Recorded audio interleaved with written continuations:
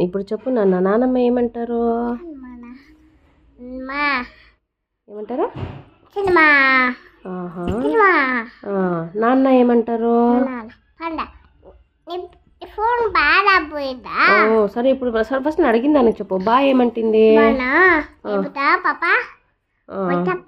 అవునా. అక్క ఏమంటుంది? అంటుందా? మళ్ళీ డాడీ ఏమంటాడు? అవునా. మళ్ళీ అమ్మ ఏమంటుంది? అయ్యో. మళ్ళా అమ్మమ్మ ఏమంటుంది? ఓహో. తాత ఏమంటాడు? అవునా. మళ్ళా మా అమ్మ ఏమంటాడు?